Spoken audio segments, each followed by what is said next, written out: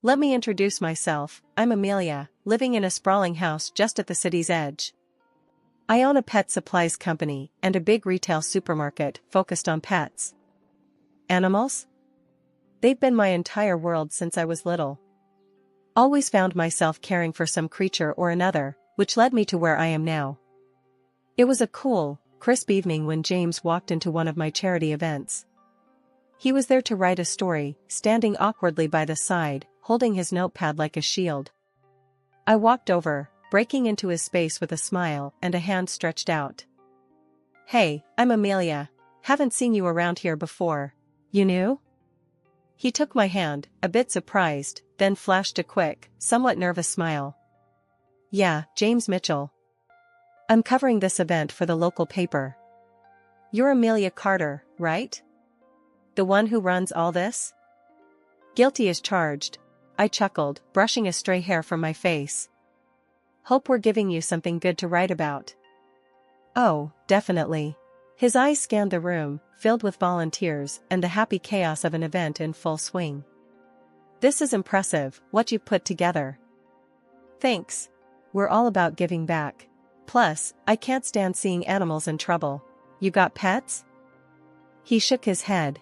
"Travel too much. Wouldn't be fair to the poor thing." We chatted more about the event, and he asked insightful questions that told me he did his homework. His genuine interest was refreshing, and as the night wore on, I found myself looking forward to his calls and texts. Fast forward 6 months, and we're standing under a simple yet elegant arch, exchanging vows.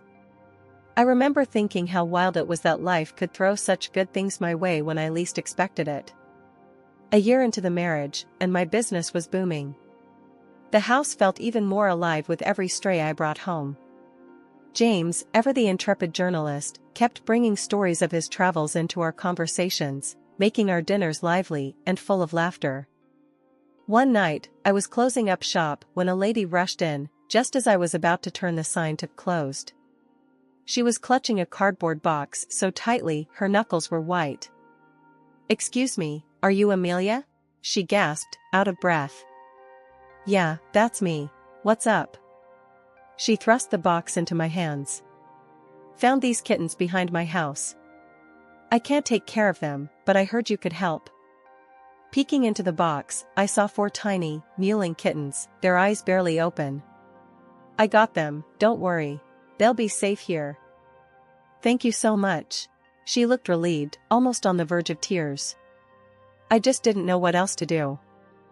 After she left, I settled the kittens into a warm blanket in the back, ensuring they were comfortable. That night, as I told James about them, he just shook his head in wonder. "You ever gonna say no?" he joked, pouring us both a glass of wine. "Not when it comes to this. You know that." After the wedding, life started spinning faster than I ever imagined. The business was booming, and James's career as a journalist was on the rise. Every piece he wrote seemed to turn to gold, and his trips became more frequent. Despite the hectic pace, the day we found out I was pregnant was the day everything else seemed to pause, just for a moment. The positive test was like a beacon, cutting through the fog of our daily grind. "James, we're going to be parents," I murmured, my heart hammering in my chest as he swept me into his arms. "Yeah, babe, we are," he whispered back, his eyes bright with something like wonder. The pregnancy wasn't easy. Morning sickness hit me hard, and running the store became a daily challenge. James was supportive, always popping in when he could, bringing me ginger tea and those little crackers that were the only thing I could stomach some days. When Lily was born, it felt like a storm had passed, leaving the world shiny and new. But complications during the delivery cast long shadows. The doctors said I couldn't have more kids, a blunt statement that hung heavy between James and me in the sterile silence of the hospital room. James's disappointment was a quiet thing, but it stretched wide and deep. He tried to hide it, but sometimes I'd catch him staring out the window with a far-off look, or he'd be unusually quiet during dinner. "James, talk to me. Please," I'd plead, reaching for his hand across the table. "I'm fine, Mel, really. Just tired, you know?" But his voice would be flat, and he wouldn't meet my eyes. When Lily turned 1, it was clear she was the light of my life. She had my eyes and James's easy smile. Teaching her to walk, to say her first words, it was a joy unlike any other. But James, he was there but not really. He'd smile and play with her, but his smiles didn't quite reach his eyes. Lately, James had started taking more business trips alone and was often late coming home from work. This shift left me with quieter evenings, which I spent nurturing Lily. She was my little ray of sunshine in the increasingly gray days of my marriage. At just 5, she was already reading children's books and even little notes I left around, which I wrote to spark her curiosity and love for learning. Our bond was my solace. As for James and me, our relationship had cooled considerably. He had taken to sleeping in another room, claiming he needed to get up early for work without disturbing me. My attempts at conversation, trying to bridge the widening gap between us, were met with curt responses or tired dismissals. It was past midnight when I was jolted awake by Lily, her small hands shaking me urgently. Her face was lit with a mix of fear and excitement as she tugged at my arm. "Mommy, come quick. There's a baby outside, I couldn't bring him in, he's too heavy," she blurted out, breathless from either the run up the stairs or the weight of her discovery. I was half in a dream, not fully grasping her words. "A baby? Lily, it's probably just your imagination. Let's get you back to bed." But she was insistent, pulling me with more strength than I thought her little hands could muster. "No, Mommy, he's real. I saw him at the front door." Reluctantly, I followed her down the stairs, my mind racing. At the door, there it was, undeniable and shocking. A baby boy, wrapped snugly but abandoned in a portable cradle right on our doorstep. This was a first for me. I'd taken in countless strays, but a child? Lily was peering into the cradle with a curious gaze. "Look, Mommy, it's a boy. He's my brother." I knelt beside the cradle, my heart sinking. "Lily, sweetheart, this isn't our baby. Someone must have left him here by mistake." But Lily was persistent, her small face serious as she said, "No, Mom, there was a note. It said he's Daddy's son, so he's my brother." Before I could respond, James appeared, his face unreadable in the dim porch light. "What's all this?" he asked, his voice tinged with a forced casualness that didn't sit right with me. Lily was quick to answer, "Daddy, it's your baby. The note said so." James let out a stiff, uneasy chuckle. "You must have dreamt that, kiddo. There was no note." Lily's brow furrowed, frustrated. "There was. But now it's gone." James's eyes met mine, something fleeting in his glance that I couldn't place. He turned to Lily, his tone firm, almost harsh. "It's late, Lily. Go to bed now. We'll sort this out." "But Daddy."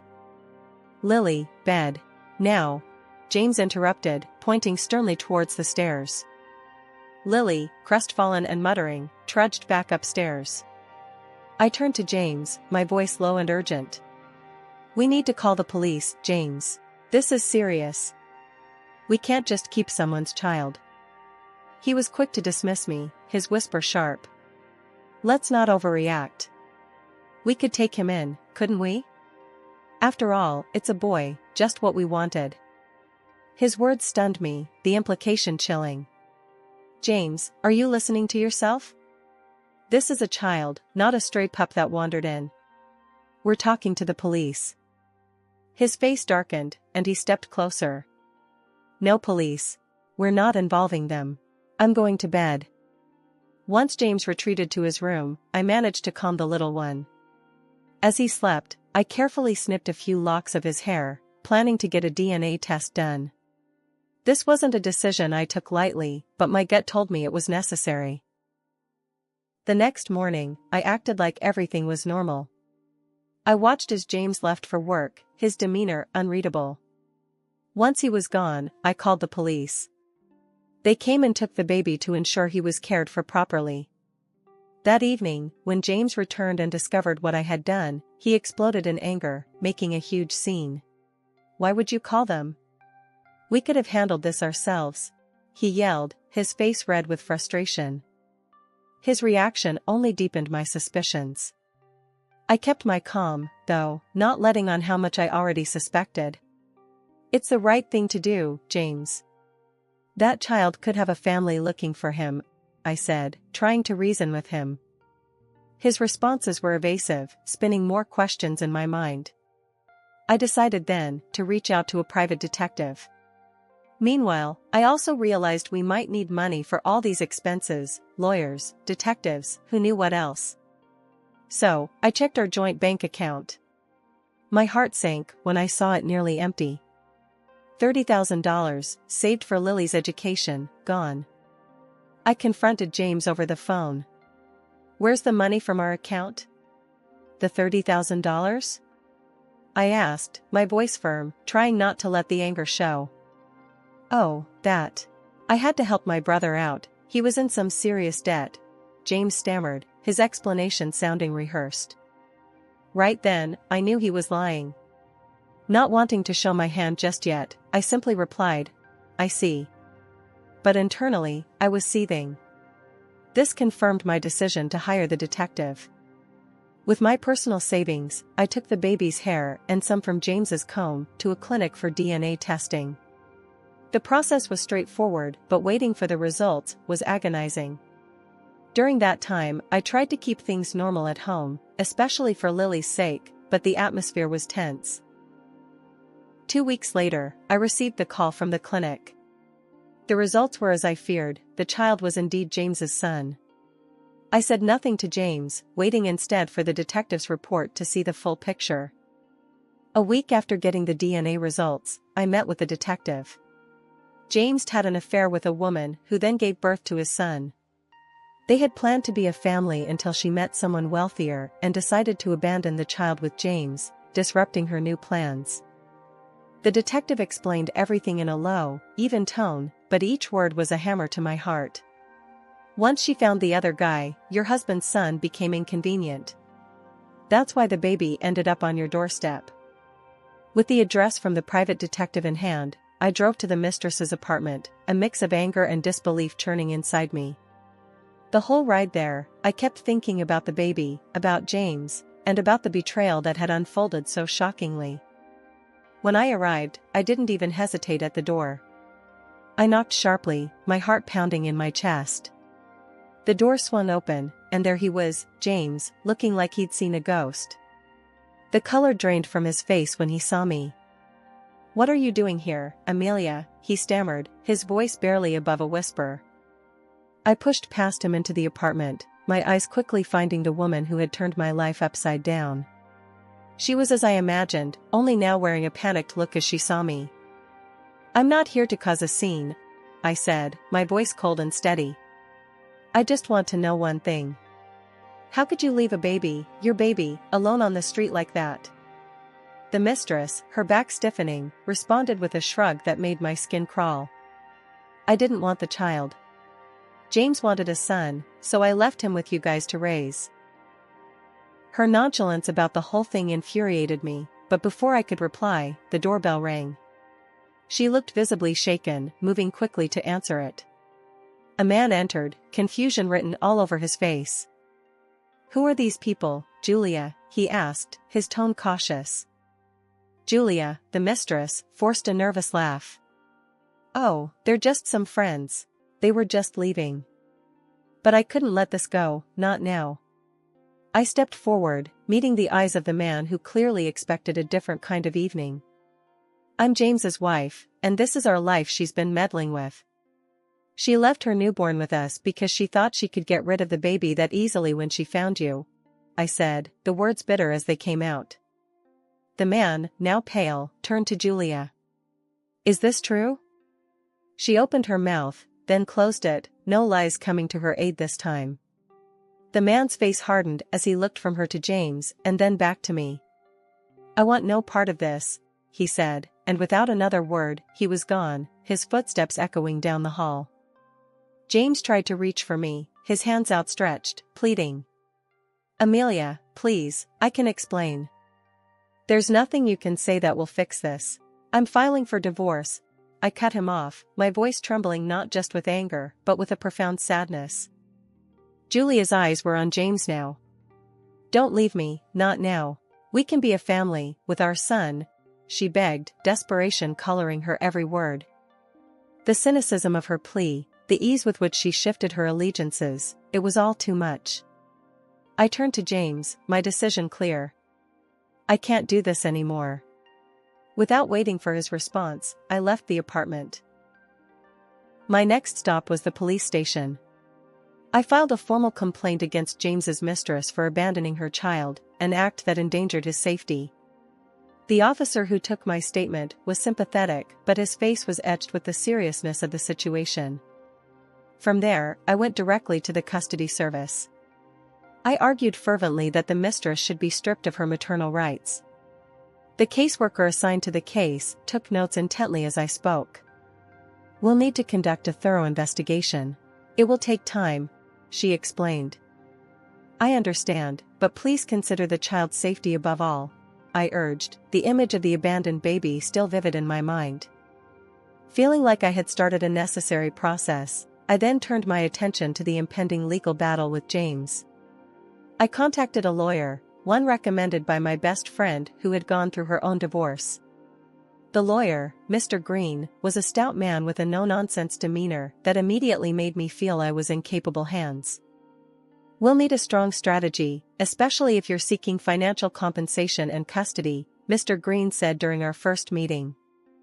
"I want to ensure my daughter's future is secure, and I want back every penny James took from our joint account," I declared, my voice steady despite the turmoil inside. Mr. Green nodded, jotting down notes. "The total amount withdrawn was $30,000, I answered. "He used our savings, money that was meant for our daughter's education, for the needs of his mistress." "That's a substantial sum. We'll also pursue alimony, given his lack of interest in co-parenting, and compensation for adultery," Mr. Green added, already flipping through his calendar for court dates. The legal proceedings that followed were lengthy and grueling. In court, James and his mistress were defensive, their behavior erratic. The judge frequently reprimanded them for their conduct, which ranged from interruptive outbursts to outright disrespect. On one particularly tense day in court, after James had tried to explain away his actions with feeble excuses, I had my turn to speak. "Your Honor, he not only betrayed our family but also mismanaged our finances, jeopardizing our daughter's future," I stated clearly, meeting the judge's gaze. "I seek full restitution and appropriate alimony to provide for her upbringing." When the final gavel came down, it was a relief. The judge awarded me the full $139,000, citing the clear financial misconduct and James's lack of participation in parenting. He also granted me custody of Lily, with James required to pay alimony. The money, when it finally came through, was immediately set aside for Lily's education. It wasn't just a victory in court, it was a promise to my daughter that I would always fight for her, no matter what. One crisp morning, I sat down with Lily at our kitchen table, her small fingers clumsily spreading jam on her toast. She looked up at me with those big, curious eyes, her brow furrowed in thought. "Mommy, why don't we see Daddy anymore?" she asked, her voice soft and uncertain. I paused, considering how to explain the complexities of adult problems to a child whose world shouldn't have to include such worries. "Well, honey, sometimes people need a little time apart to understand how to be the best they can be," I started, trying to keep my tone light but honest. "It doesn't mean Daddy doesn't love you." Lily nodded, taking this in. "Do you still love Daddy?" The question stung a little, not out of pain for James, but for the innocence Lily still held. "I'll always care about him, because he's your dad. But sometimes love changes, and that's okay." A year after everything came crashing down, life finally seemed to find a rhythm again. Lily and I had settled into our new reality. The store was thriving, and the community around us had rallied in ways I'd never imagined, supporting both our business and our spirits. Then, one sunny afternoon, I received a call that would change the course of our lives once more. It was from the custody service. The news was heavy. My ex-husband's mistress had been stripped of her parental rights, and shockingly, James hadn't stepped in to take his son, despite all his previous claims of wanting a boy to carry on his name. The little boy was placed in an orphanage. My heart broke hearing that. No child should have to go through such abandonment. I talked to Lily about it that evening. "Lily, you remember the little boy we found on our doorstep? Your brother?" I started, unsure how to approach the topic. "Yeah, Mommy. Is he okay?" Her small face was filled with concern. I sighed, gathering my thoughts. "He's in an orphanage, sweetheart. His mom can't take care of him, and your dad, he isn't there for him either." Lily looked thoughtful for a moment, then her expression hardened with resolve. "Can he come live with us? He's my brother." Her innocence and compassion were overwhelming. "Would you like that?" I asked, although her mind seemed made up. "Yes, I want to help him. He's family, right?" Her certainty made up my mind. The next day, I contacted the custody service to inquire about the process of adopting him. The paperwork was daunting, the road filled with legal intricacies, but the thought of that little boy alone in the world propelled me forward. The months that followed were a whirlwind. I visited the orphanage regularly, each time my heart aching at the sight of so many children without families. James's son, Ben, was a quiet, watchful child. Each visit, he grew more accustomed to me. One afternoon, as I was leaving, he tugged at my hand, his small voice calling after me, "Mommy, will you come back?" His words struck a chord deep within me. "Always, Ben. I'll always come back for you." It took 6 months of visits, meetings, and countless signatures before I got the call. The adoption was approved. I was overjoyed and terrified all at once. I rushed to the orphanage to tell Ben the news. When I arrived, he was playing in the yard, his little figure dwarfed by the big toys around him. As I approached, he spotted me and ran over, his small arms lifted in anticipation. I scooped him up, spinning him around. "Guess what, Ben? You're coming home with us. You're going to be my son and Lily's brother for real," I told him, my voice thick with emotion. Bringing Ben home felt like mending a piece of my heart I hadn't realized was still broken. Lily embraced her role as big sister with a fierce tenderness that only a child could muster.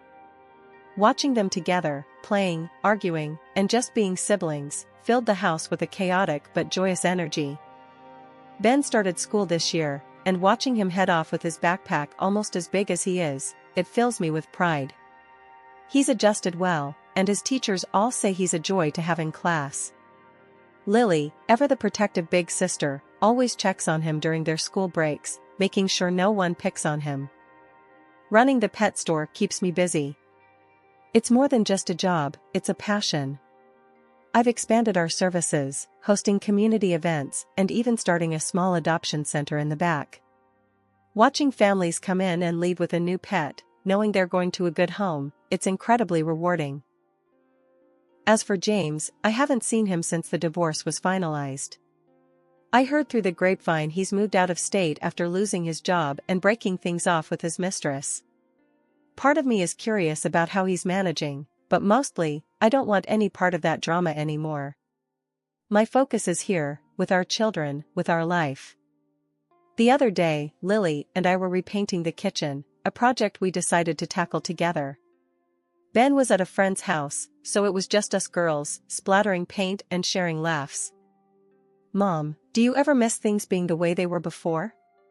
Lily asked, her brush pausing mid-stroke. I considered her question, paint can in hand. "Sometimes, I guess. But I love our life now. Don't you?" She dipped her brush in the paint. "Yeah. It's better now.